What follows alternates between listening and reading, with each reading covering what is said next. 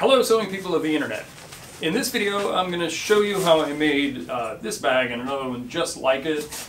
Someone approached me about making bags to hold the side windows of a convertible Jeep Wrangler.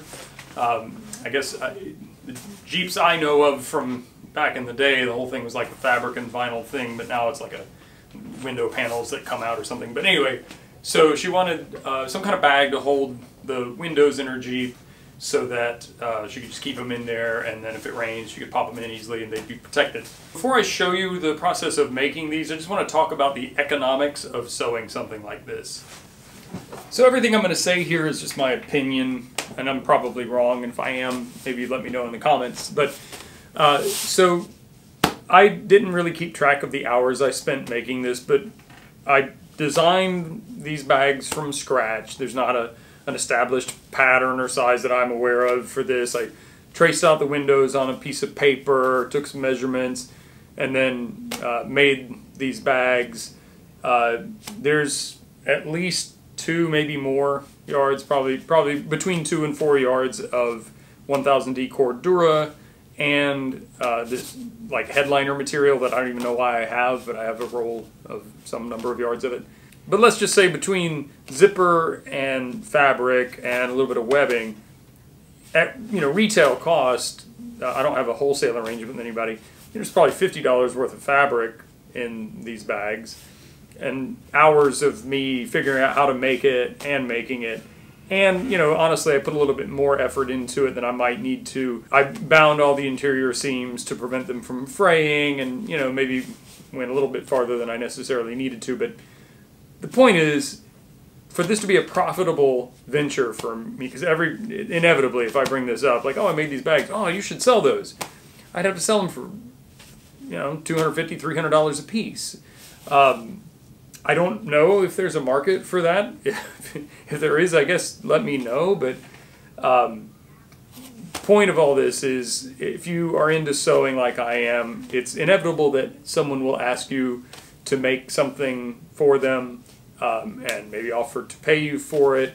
And it's been my experience that people are often quite shocked when they realize how much they should be paying you for something like this. So I say that to say, I did this as mostly a favor, basically getting the cost of materials out of it. Maybe I can buy a sandwich or something with whatever extra I get.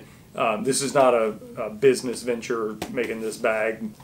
And I just say that to say, I know a lot of people look at sewing as, perhaps a way to make some extra money, and it certainly can be, but charge appropriately, because like I said, I've got hours into this, and those hours could be spent doing something else more profitable if I don't charge enough money for something like this. Anyway, all right, enough of that. So to start the project, I don't have the windows, so I had the person bring the windows to me so I could make a template from them. I just set it on a piece of craft paper and drew around it, and then just measured how thick the bag needed to be. And that's all I needed. So this is the template I used. And now I'll show you how I made the bag from that template.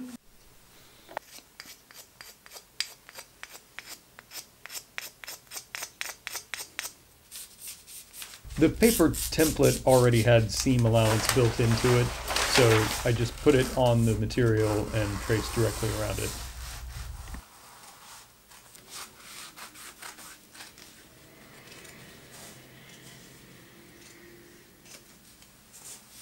For the gusset and zipper plackets, I just measured the width that I wanted and added seam allowance, and then I cut pieces longer than I needed so I could just adjust them to the right size later. To speed the process up, I used the sew foam pieces that I cut out as templates to cut out the 1000D Cordura pieces.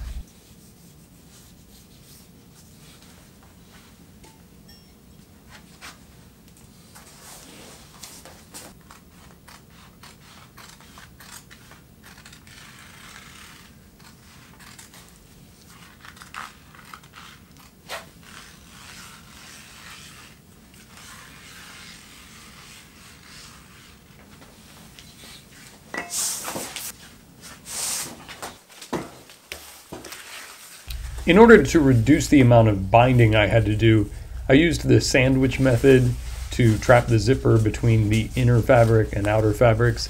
That way it could be folded out and cover the raw edge. I covered this method in a video I did a couple years ago. I'll put a link in the corner for that.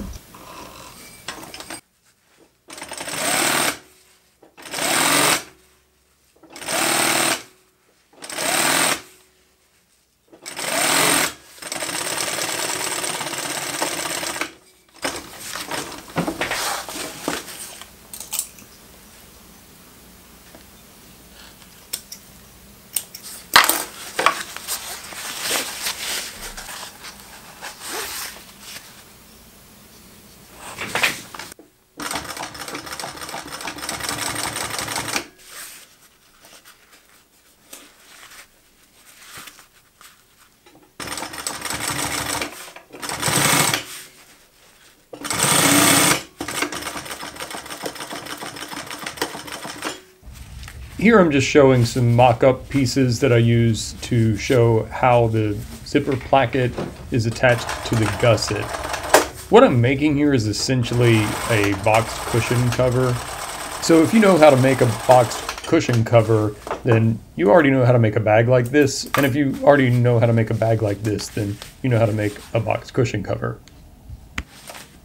Because this is a bag and not a cushion cover, I did have to do more finishing to the seams than I would have to do for a cushion cover. So I used binding to finish the interior seams.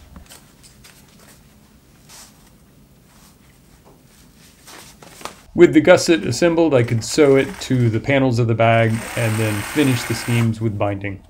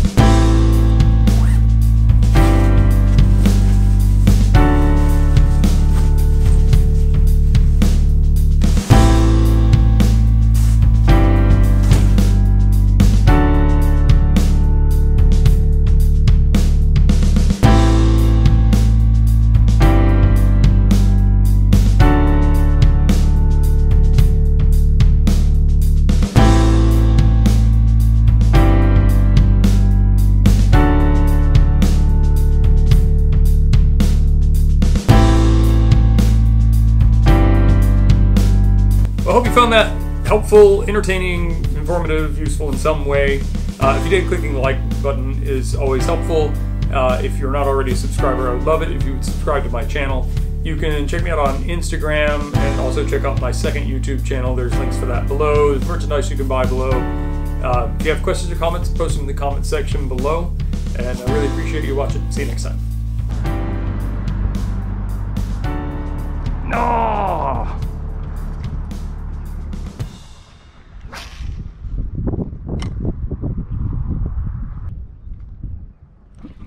Oh, dang it.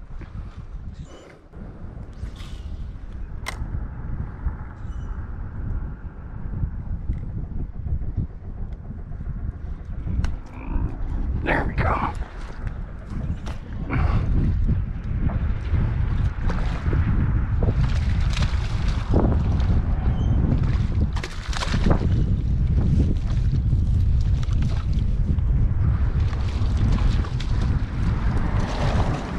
Come on. All right. Big guy. Look at you. You're a hoss. Nice. Thanks, buddy. All right. Very sorry. Off you go. Nice.